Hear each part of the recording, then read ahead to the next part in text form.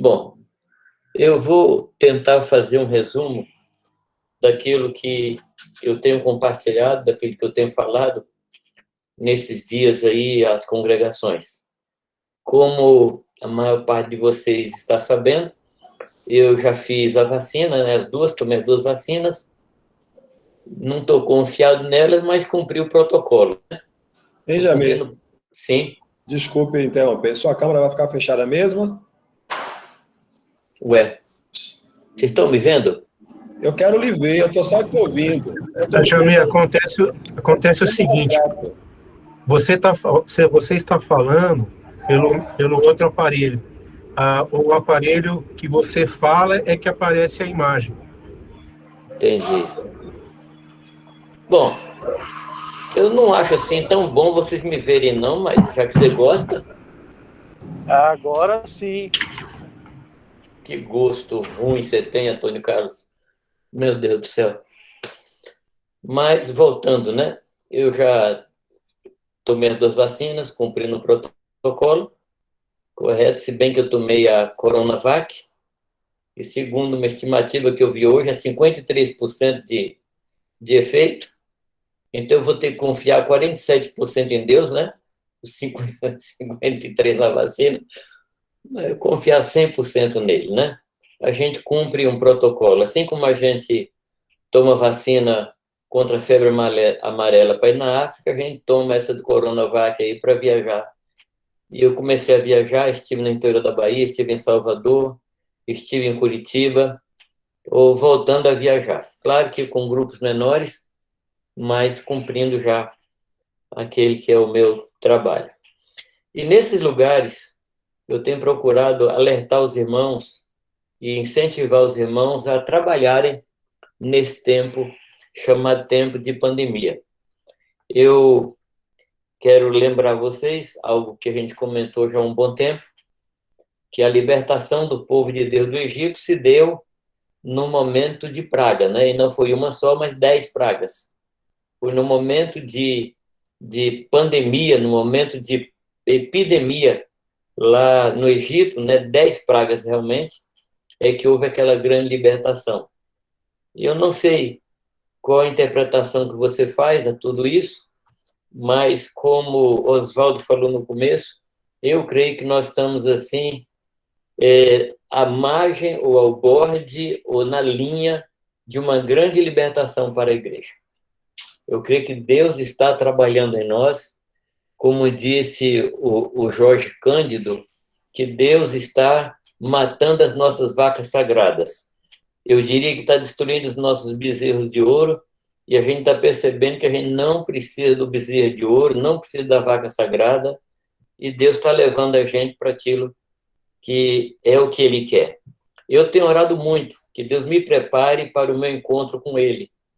Eu estou sentindo essa necessidade de orar mais sobre isso, e paralelo a isso, eu tenho orado, Deus me faz fazer exatamente o que o Senhor quer que eu faça nesse tempo. Eu não quero perder tempo, não quero me envolver com muita coisa, quero realmente fazer aquilo que está no coração do Senhor. E um texto que, assim, Deus tem falado muito forte comigo nesses dias, é o texto de Hebreus, capítulo 2, versículo 1. Não é um texto que todos vocês conhecem, todos vocês sabem, assim, de cor e salteado, que importa que nos apeguemos com mais diligência às verdades ouvidas para que delas jamais nos desviemos.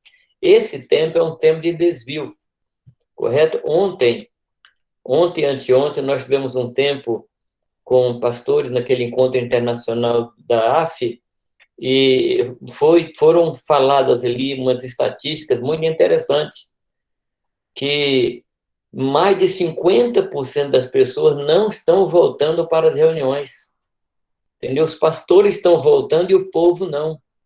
Ou seja, é um tempo de muito desvio, correto? Desvio de pessoas, desvio de conduta, desvio doutrinário.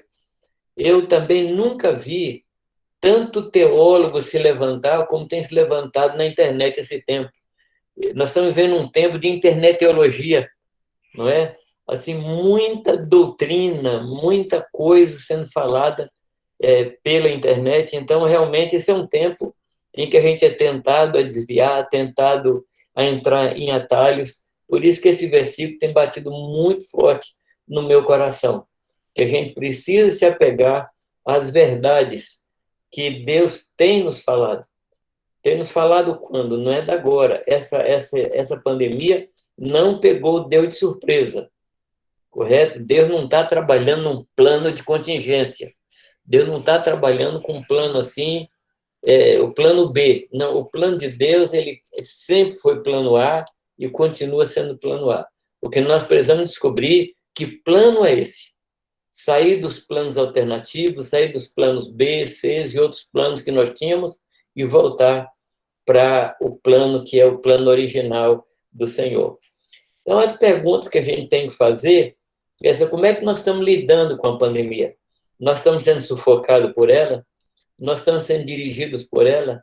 Ontem, brincando com os irmãos, eu disse que nós não podemos ser dirigidos por dois senhores. Ou somos dirigidos por Deus ou pela pandemia. Não tem possibilidade de dois senhores nos dirigir. A pergunta, então, como é que a gente está lidando com esse tempo? E uma mais importante, quais lições nós estamos tirando para a igreja? Eu faço um exercício que esse exercício eu faço tem mais de 50 anos. Cada vez que eu faço uma visita a uma cidade, a uma congregação, e estou voltando para a minha cidade, eu sempre me pergunto: o que é que eu aprendi nessa viagem? O que é que eu devo fazer na minha casa que eu não estou fazendo? E o que é que eu devo deixar de fazer em casa que eu estou fazendo? Então, eu sempre olho para a viagem, eu sempre olho para aquele momento para tirar uma lição, para eu levar para minha casa, para o lugar onde eu moro. Sempre. Isso é uma constante. E as pessoas que já viajaram comigo já me ouviram fazer essa pergunta na volta da viagem. O que é que você aprendeu com essa viagem? Então, nós estamos, nesse momento, passando por esse quadro. E qual é a lição? Quais lições a pandemia trouxe para nós? Porque, amados, se nós não aprendemos nada com a pandemia, Deus vai providenciar outro curso mais intenso para nós. Se a gente não aprendeu, Deus vai providenciar alguma coisa que nos ensine de verdade. A terceira pergunta, que é só mais pergunta assim de retórica, né? Como é que você vê a paralisação das atividades da igreja nesse período? A gente aprendeu muitas coisas. E uma delas é que nós precisamos deixar para trás aquilo que Deus não nos ensinou, firmar naquilo que Deus nos ensinou, e como diz a orientação do Espírito Santo em Apocalipse 2, voltar ao lugar de onde caímos. Voltar a ser uma igreja normal. E eu tenho perguntado aos irmãos, quando a gente diz voltar ao normal, e eu tenho escutado isso assim, quase que até o cansaço. Eu comentava com os irmãos que no dia 16 de março do ano passado, de 2020, era uma segunda-feira, eu estava voltando de Cascavel para Jundiaí, e naquele dia, naquela segunda-feira, foi o primeiro festa que o governo deu. O governo travou naquele dia, 16 de março. E lá no prédio que eu estava morando, todo mundo ficou assim meio chocado, mas assim naquela expectativa de que logo iria abrir. Então nós estávamos em março, e aí as pessoas faziam cálculos, né? Que o pico seria em abril, começo de maio, e em junho estaria tudo livre, e em julho nós faríamos uma grande feijoada lá no prédio. Não preciso falar que a feijoada não saiu, né? Até ontem a feijoada não saiu. Hoje eu não sei, mas não saiu a feijoada. Então, quando é que vai terminar a pandemia? Quando é que vai terminar tudo isso para a gente voltar ao normal? E eu escuto pessoas assim nostálgicas, pessoas um pouco desesperadas ou desesperançadas, dizendo assim: ah, mas nós vamos voltar ao normal. E aí, a pergunta que eu faço é: o que significa voltar ao normal? Significa voltar a 2019? Olha, amados, da minha parte, eu não quero voltar a 2019, não. Eu não quero, porque eu estava muito insatisfeito em 2019. Em 2018 também. 2017 também. E daí por diante. Voltar ao normal, isso diz respeito a que a congregação que a gente pastoreia era normal em 2019, 2018? Ela era normal? Era uma congregação mais comprometida? Nós tínhamos, assim, um povo mais assíduo às reuniões? Nós tínhamos um povo que fazia discípulos? Nós tínhamos um povo mais fervoroso do que agora? As famílias eram mais comprometidas com a vontade do Senhor? As famílias evangelizavam seus vizinhos? Eu mesmo, como é que eu era nesse tempo? Nesse tempo eu estava buscando de Deus uma vida mais profunda, uma vida mais comprometida. Então, da minha parte, eu não quero voltar a 2019. Eu vou deixar vocês pensar um pouquinho aí. Ontem ou anteontem, um irmão citou Paulo quando diz que esquecendo-me das coisas que para trás ficam. E é uma verdade. Nós precisamos esquecer de coisas que para trás ficam, mas coisas que têm seus valores, coisas que têm um valor em si mesmo. Então, essas coisas nós temos que deixar para trás.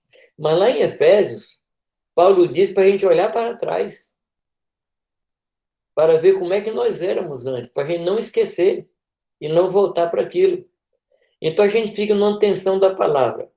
Esquecer das coisas que para trás ficam, mas olhar para trás. A gente fica nessa tensão.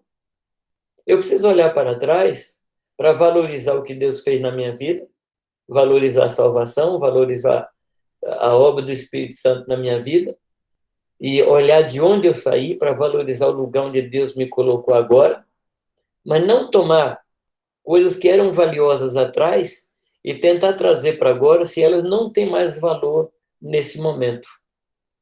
Então, para onde a gente deve olhar?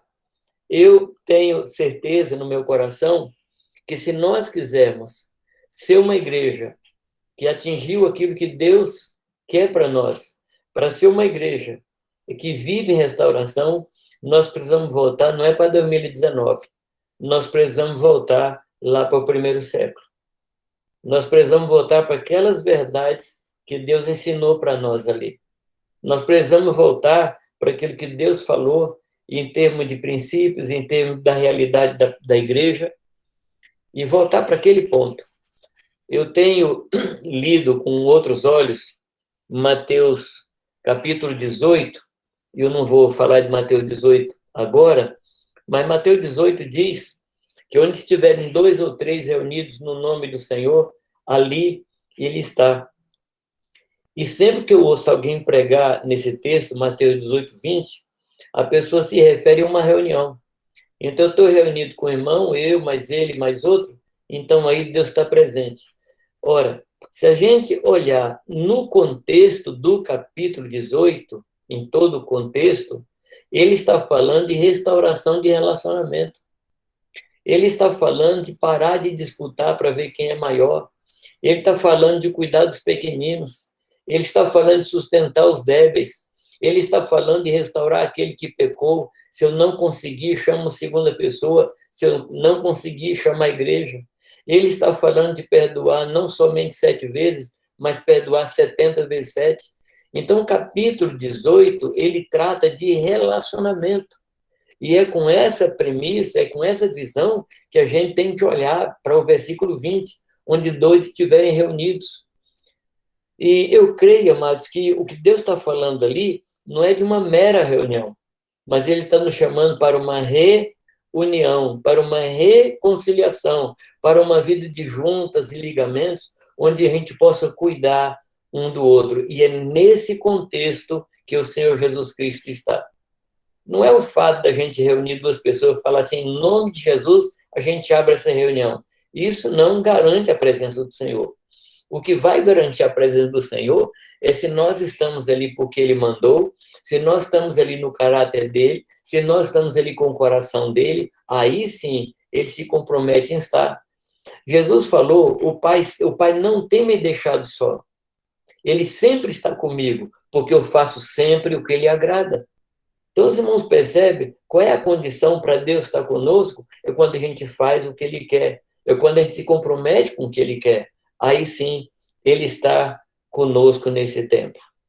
Pois bem, eu creio que Deus quer nos levar para a igreja do 2 ou 3.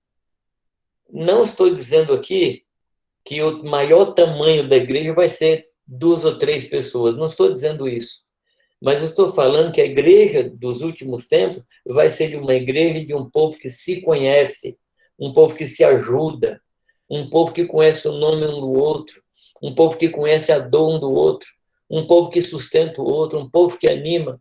Deus tem me falado muito no texto lá de Hebreus, capítulo 10, quando num ambiente assim que ele fala do sacerdócio, ele fala do sacrifício, ele fala da nossa entrada gloriosa através da carne de Cristo, ele fala assim, portanto, consideremos-nos uns aos outros. É nesse ambiente que ele fala para a gente exortar um ao outro, o animar um ao outro, ao amor, às boas obras e a congregar. Então, é disso que o Senhor está falando, é para isso que o Senhor quer nos levar. A um povo que se responsabiliza um com o outro. A um povo que olha para o seu irmão e sustenta seu irmão. É para isso, amado, que nós temos que voltar. É para esse lugar, porque foi daí que nós caímos. Existem basicamente 2 tipos de igreja, correto? Existe aquela igreja que vive o tempo todo ao redor de programas, ao redor de eventos, para manter o povo fiel e prisioneiro. Então, faz-se eventos, faz-se programas cada vez mais emocionais para manter a pessoa ali. E outra igreja é aquela que tem como alvo um povo simples, que busca o relacionamento entre seus membros e que procura testemunhar com a sua vida aos amigos, aos parentes, aos colegas, aos seus vizinhos, ganhando pessoas e fazendo discípulos para Cristo. A pergunta é, nessa pandemia, qual desses 2 tipos de igreja sofreu mais? Eu acho que eu não preciso responder. Qual desses 2 tipos de igreja passou mais aperto? De onde saiu mais gente? Dessa igreja dos eventos ou da igreja da relação? É pergunta que não precisa ser respondida. Esse é o lugar para onde Deus quer que a gente volte. Uma igreja que se relaciona. Por isso, queridos, nós precisamos voltar a ser igreja normal. Mas de que normal? Normal do primeiro século. A igreja apostólica. Aquela igreja que ensina verdades. Aquela igreja que insiste na doutrina dos apóstolos. Insiste na comunhão. Insiste no partir do pão. Insiste na oração. Para isso, nós vamos precisar derrubar ícones. Nós vamos precisar nos desfazer de liturgias, de rituais, procurar o que nós perdemos. Precisamos nos afastar dessas coisas que nos afastam da simplicidade de Cristo. Agora a pergunta é essa. Nós temos coragem para fazer isso? Nós temos coragem para ser promotores ou protagonistas de uma revolução que vai mudar toda a história da igreja? Será que a gente tem coragem de fazer isso, amados? Será que nós estamos dispostos a deixar a rede, deixar a coletoria, deixar o parente, deixar os mortos, enterrar os seus mortos, não beijar o pai? Será que a gente está disposto a isso? Amados, esse é o convite do Senhor. Esse tempo, queridos, é o tempo no qual Deus nos colocou com o propósito da gente fazer essa grande mudança. Quando eu penso na gente, eu penso na palavra que Mordecai ou Mardoqueu deu para Esther. Quando ele chega para Esther e pede para Esther se apresentar diante do rei. E vocês conhecem a história, eu não preciso falar para vocês. E a história era que o povo judeu estava sendo ameaçado de morte. E ele vai para ela e pede que ela compareça diante do rei. E ela diz, você não sabe que se eu chegar diante do rei sem ter sido chamada, eu posso morrer? E aí ele pergunta para ela, será que não é para esse tempo que você está nesse lugar? E a resposta dela é uma resposta tão fantástica quanto dramática. uma resposta que mexe comigo. Ela disse: ora por mim 3 dias, jejua por mim 3 dias, e eu vou comparecer. Se eu morrer, morri. Pois é para isso que nós estamos. Esse momento, amados, é um dos momentos mais importantes da história da igreja. Eu não sei dizer para vocês se Jesus vem no final desse ano, no final de 2022, eu não sei. Mas assim como a gente sente,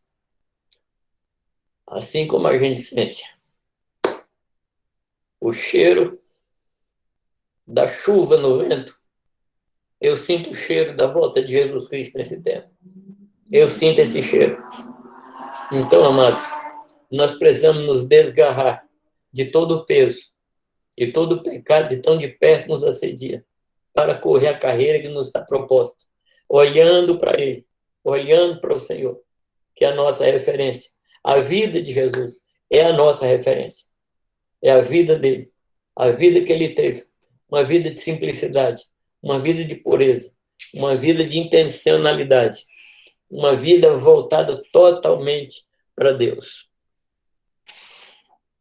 Como é que está a igreja que nós cuidamos hoje? Como é que está ela? Ela está frutificando? Quando você lê Lucas 14, falando da grande ceia, vocês se lembram que quando o Senhor chama para a grande ceia, um diz assim: eu comprei um junto de bois, comprei 5 juntas de boi, por isso não posso ir. Eu comprei um terreno, por isso não posso ir. O outro diz assim: eu casei, portanto não posso ir. Ali são 3 coisas que nos atrapalham: de propriedades, atividades e relacionamentos. 3 coisas que nos atrapalham. E as 3 coisas em si mesmas são neutras. Mas como a gente tem as coisas, como a gente a atividade que nós temos e os relacionamentos que nós temos. Mas o grande problema daquelas pessoas não era nem as atividades, não eram nem os relacionamentos, não era nem as propriedades. Era falta de fome. Não tinham fome. Porque se tivesse fome, não ia atrás de boi. Se tivesse fome, não ia atrás de propriedade. Se tivesse fome, nem se casaria, correria para a mesa. O grande problema da igreja hoje é que a igreja está tentando matar a sua fome com propriedades e com relacionamentos. Nós precisamos trazer essa igreja de volta para a mesa do Senhor. Trazer essa igreja para aquele padrão do que Deus tem para nós. No decorrer dos tempos, amados, nós nos envolvemos com muitas coisas. A galeria lá de Hebreus, capítulo 11, mostra para nós qual é o grau de comprometimento que Deus quer para nós. Aquilo ali, amados, não é história. Aquilo lá é um padrão. Aquilo ali, amados, não é alguma coisa para a gente olhar para trás. Aquela lista é uma lista para a gente se mirar nela e colocar aquilo como alvo para a nossa vida. Aquilo lá não são lendas, aquilo é o padrão. O Senhor colocou aquela lista para a gente dizer assim, dizendo para nós: é assim que eu quero.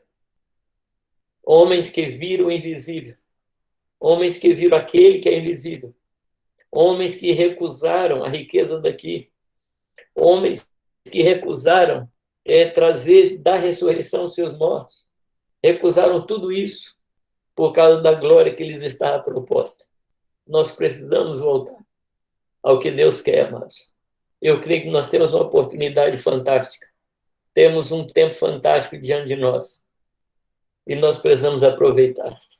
Precisamos usar isso que está acontecendo conosco e dizer: Deus, o que é que o Senhor quer que aconteça? Eu estou pronto, eu estou aberto para tudo o que o Senhor quiser. Eu não posso e nem quero ficar preso em nada. Eu estava, semana passada, eu estava com o Carlos Sá, lá em Ituberá, numa reunião de pastores da Assembleia de Deus. Nos convidaram para ministrar numa Assembleia de Deus. Então, vocês sabem como é que é, né? Alguém me fotografou e pôs lá no grupo, né? Que lá, amados, a gente tem que se fazer de assembleiano para ganhar os assembleianos. E eu pude pregar para eles, assim, com toda a liberdade. Eu falei da simplicidade da Assembleia de Deus no começo. Falei do Gunnar Wingre, do Daniel Begg. Falei do Simonton. Falei de Salomão Ginsburg. Falei do Roberto Saracali. Falei de homens que se dedicaram, de que abandonaram tudo por causa da obra de Deus. Homens que vieram para o Brasil num tempo de muita malária, num tempo de muita pobreza. Homens que pegavam navio, viajavam 2, 3 meses para chegar aqui, em selvas terríveis. Esses homens, amados, são homens dignos de serem imitados. São homens que nós precisamos olhar para eles e dizer, Senhor, eu quero isso para mim. Nós precisamos nos desfazer de tudo aquilo que nos prendeu. Como é que a gente era no começo? A gente era simples. A gente era apaixonado pelo Senhor. Nós éramos apaixonados pelas vidas, apaixonados pela palavra. Não buscávamos cargos, nem a glória. Não buscávamos que o nosso nome fosse célebre. A nossa paixão não era a riqueza, não era o dinheiro, mas o serviço. Éramos apaixonados pela obra de Deus. Era apaixonados pelo desejo de ser útil e ser aprovados pelo Senhor. Com o decorrer do tempo, as liturgias tomaram o lugar da adoração. Amados, eu não estou falando de uma denominação de fora. Eu estou falando de nós. Estou falando de nós. Porque eu vejo cada vez mais os palcos dominar os nossos cultos. Eu vejo cada vez mais shows dominando as nossas reuniões. Eu não estou falando da Assembleia, não estou falando da Presbiteriana, eu não estou falando de nenhum outro lugar, eu estou falando de nós. Porque eu não me vejo digno de criticar outros quando nós temos as mesmas coisas. Então, as estruturas criadas por nós tomaram o lugar da manifestação dos dons e os ministérios do povo. O povo hoje não tem liberdade de se manifestar. O povo hoje não tem liberdade de manifestar os dons, porque nós temos uma estrutura que não permite. Na nossa estrutura, não cabe a prática de 1 Coríntios 14, 26, não cabe, não tem espaço, amados. Então, nós entramos no caminho que nós vamos ter que retroceder àquilo que Deus quer. Ressuscitamos o sacerdotalismo e o clericalismo, onde alguns fazem e outros assistem. Em muitos casos da nossa relação, o discipulado passou a ser um sacerdotalismo, onde a gente ouve a voz de Deus e passa para os discípulos, ao invés de levar os discípulos a ouvir ao Senhor. O clericalismo, ele se estabeleceu no nosso meio, e nós precisamos nos arrepender, precisamos voltar atrás. E realmente, amados, buscar de Deus a nossa identidade. Quem nós somos? Que tipo de igreja Deus está levantando? Que tipo de igreja Deus está esperando? O Senhor tem o perfil de uma igreja que Ele quer. Ele não quer uma substância informe. Isso havia no começo. Então não é isso que Ele quer.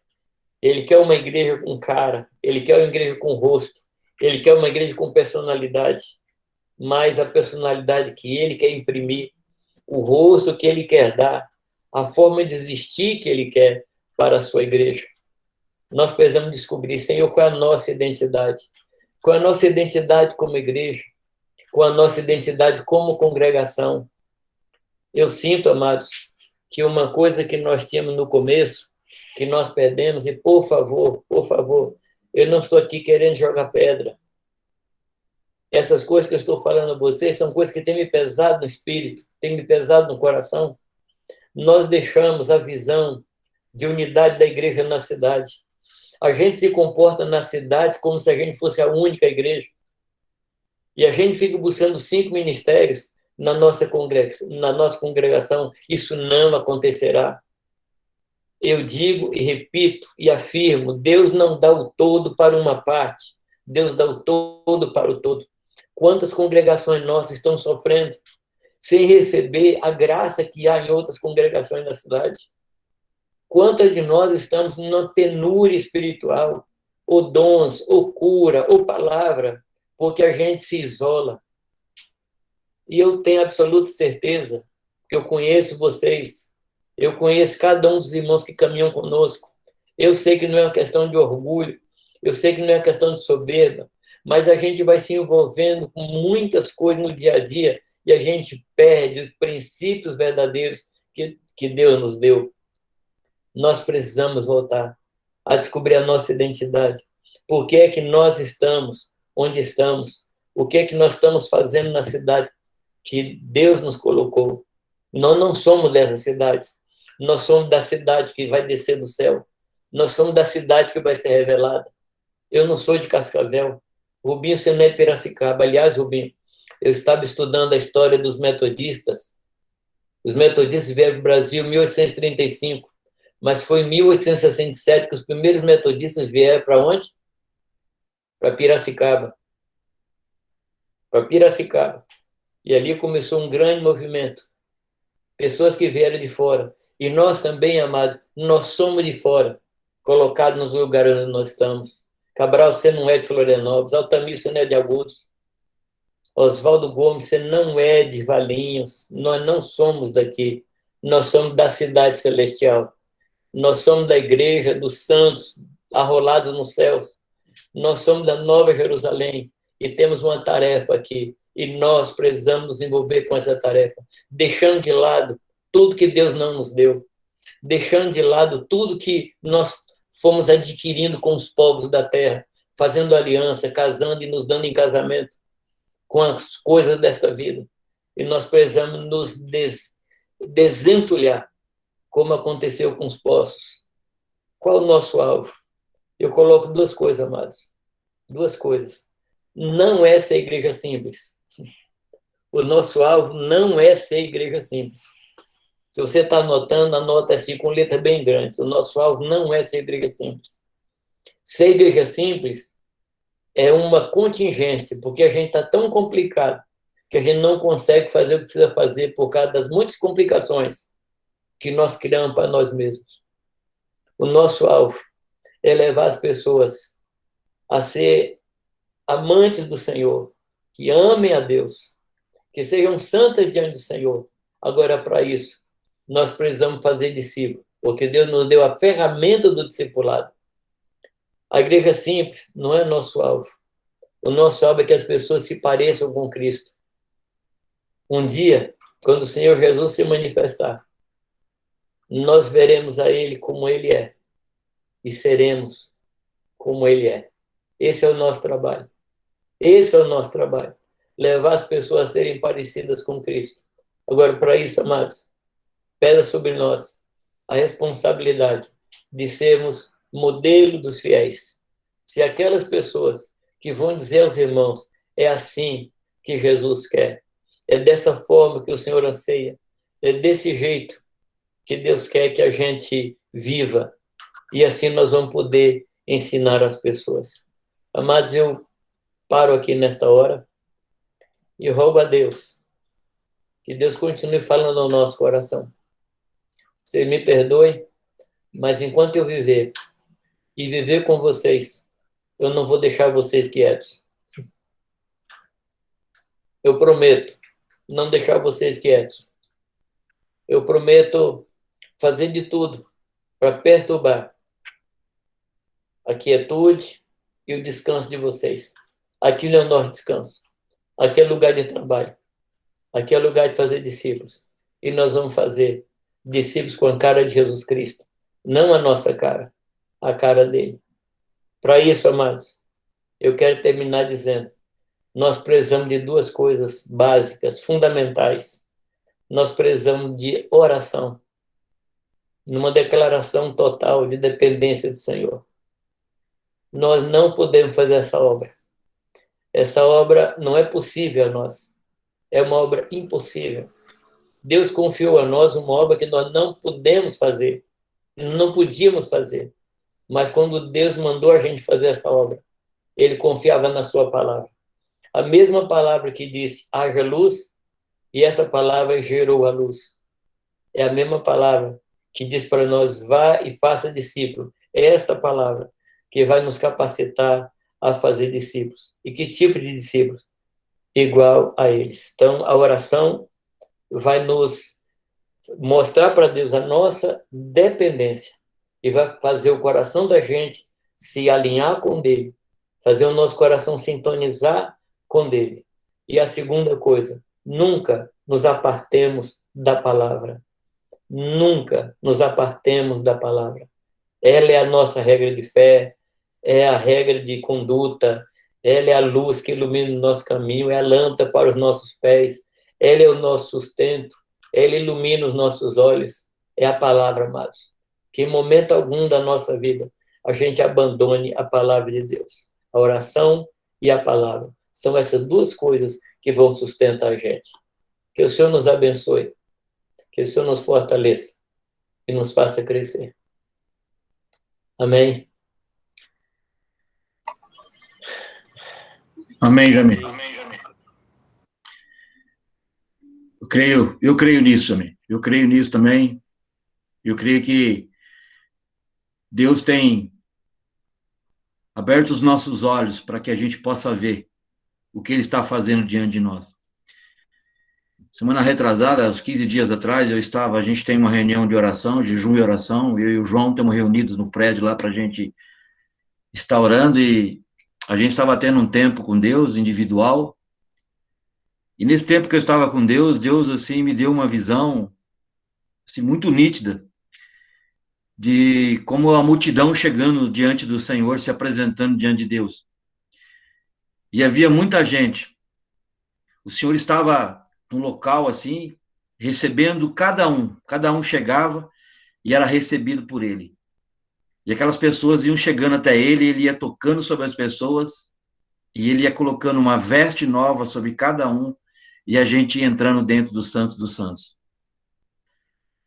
O que me chamou a atenção foi que naquela fila, primeiro, havia muita gente assim, e eu não vi ninguém limpinho, bonitinho, eram pessoas que estavam sujas, alguns com as vestes rasgadas, alguns com alguns ferimentos, e Jesus vinha e tocava sobre eles e tirava toda aquela sujeira, tirava aquelas vestes, tocava sobre as feridas e iam curando. Tinha outras pessoas que chegavam, tinha alguns irmãos que estavam naquela fila, que estavam carregando algumas pessoas. Ele levava aquelas pessoas até Jesus, para que aquelas pessoas pudessem chegar até ele. Me chamou a atenção sobre essas três coisas, 3 pontos, que foi as pessoas, a maneira como as pessoas chegaram diante do Senhor. Talvez muitos ali gastaram toda a sua vida, gastaram todos os seus bens, tudo que tinham, em troca de um propósito, de proclamar o reino de Deus. Alguns chegaram cansados e carregados. E o que me chamou a atenção também é que ali, naquele lugar, tinha pessoas que estavam ajudando, carregando pessoas a chegarem até Jesus. Aí eu fiquei pensando, qual é o meu ministério? Para que Jesus me chamou? Por que Jesus nos chamou? Não foi para isso? Ele mesmo diz, uma comida eu tenho para comer, e a comida que eu tenho é fazer a vontade do meu Pai. É ir às aldeias, aos pobres, aos necessitados, e proclamar o evangelho do reino. E anunciar o evangelho do reino. Eu creio nisso, eu creio que não é em vão nada do que tem acontecido, a pandemia não é em vão, a pandemia não apareceu por acaso, mas eu creio que Deus tem propósito nisso e Ele tem nos ensinado. E eu louvo a Deus, amado, louvo a Deus por essa palavra, eu louvo a Deus pela vida de cada um dos irmãos que estão aqui, por cada um daqueles pastores que têm andado com a gente, porque também isso não é em vão, não é por acaso que Deus nos uniu, não é por acaso que Deus nos colocou junto, para dividirmos esse peso, para dividirmos essa responsabilidade. Nós temos um papel fundamental para que aquilo que o Senhor nos mostrou se cumpra nos nossos dias. De preparar jovens, de preparar uma geração, de preparar pastores, líderes, que levem adiante, que fazem tudo aquilo que Deus tem colocado no nosso coração e que nós estamos fazendo hoje. Amém? Eu queria que nós pudéssemos orar. Acho que você Acho que a gente tem que orar, pedir a Deus, Senhor, que tudo isso que Jamê está falando, a gente tem compreensão de que é isso, mas que o Senhor, que o Espírito Santo esteja nos capacitando, cada um de nós. Você precisa ser capacitado pelo Espírito Santo, para que nós possamos tomar as decisões corretas, tomar o caminho correto. Como o Jamê falou, vai precisar de muita mudança. E a mudança não pode ser simplesmente por força, porque eu quero fazer mudança, mas fazer mudança porque o Senhor tem colocado isso no meu coração. E o Espírito Santo vai te capacitar para que isso aconteça. Amém? Oswaldo, Por favor. parece que o Pio levantou a mão. Eu acho que já está ligado desde o começo, Jamil. Acho que ele apertou lá. Amém? Será que nós podemos orar? Se você pode orar aí, eu vou orar aqui e que você ore também para a gente, diante dessa situação, dessa capacitação do Senhor. Pai, nós queremos colocar essa palavra diante do Senhor, Deus. Obrigado por essa palavra, Pai. Obrigado por esses dias que o Senhor tem nos despertado. Obrigado por esses irmãos, Pai, Deus, que graças ao Senhor têm tido essa revelação, esse entendimento, têm recebido do Senhor, Pai, Deus, essa visão, esse propósito. Pai, eu quero orar, Senhor Deus, para que a mão do Senhor esteja conosco, Pai. Deus, nós sabemos que, talvez, se não todas, mas a maioria das nossas congregações, dos pastores que estamos aqui, nós precisamos tomar algumas decisões, Pai.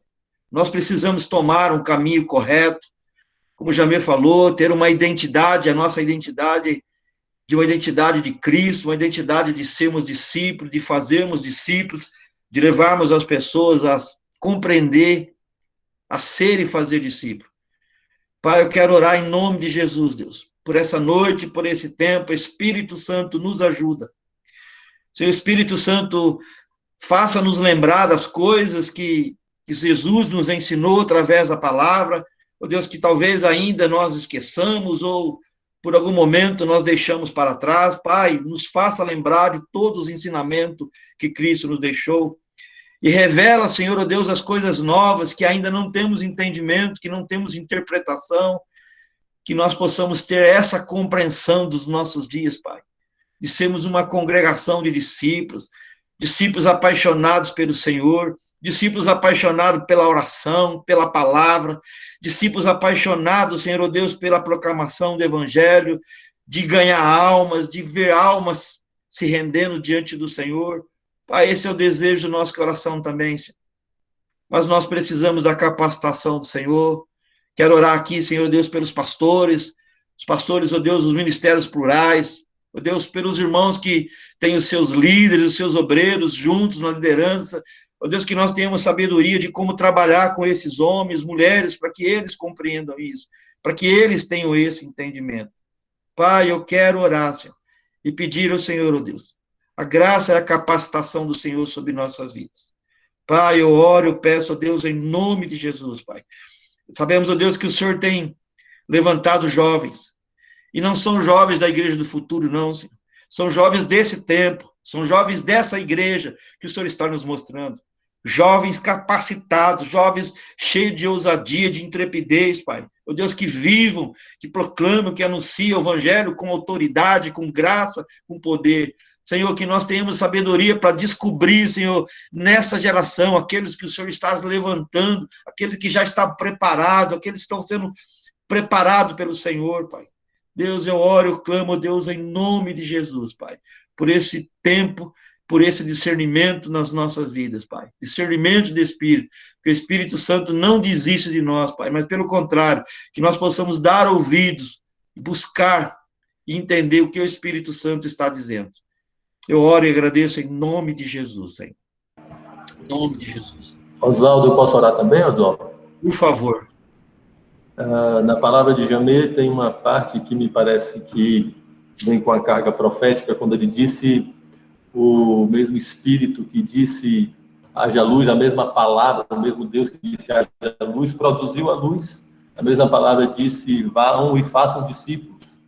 Então ele vai fazer isso, ele faz isso e vai fazer isso. E a tua visão aí me marcou muito, me impactou muito aqui, junto com isso que já me falou. E essa é a minha oração agora, porque sempre que a gente se ajunta, alguns de nós estão sujos, outros estão precisando ser carregados.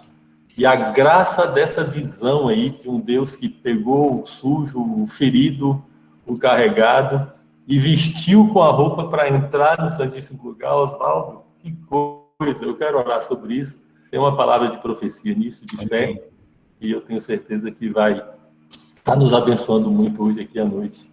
Obrigado, Pai, pela tua grande misericórdia. O Senhor tem um padrão elevadíssimo, e isso é muito bom, porque o Senhor nos tira do pecado, nos tira da mediocridade para colocar o alvo de simplesmente sermos semelhantes a Jesus. E se isso não bastasse, o Senhor nos chama para colaborar para que outros sejam semelhantes a Jesus. E tantas vezes nós olhamos para nós e nos vemos como nessa visão de Oswaldo, sujos, outros feridos, outros sem aguentar andar. E o alvo tão elevado, às vezes, nos parece tão difícil, se não impossível. Mas a tua palavra de fé que nos vem hoje mexe com o coração de cada irmão nesse instante. Teu Espírito agora queime o nosso coração de muitos irmãos que estão nessa situação, na verdade de todos nós, porque nenhum de nós aqui é apto para dizer que sabe fazer qualquer coisa. Nós nos colocamos diante do Senhor e, como nessa visão de Oswaldo, estamos chegando aí diante do Senhor.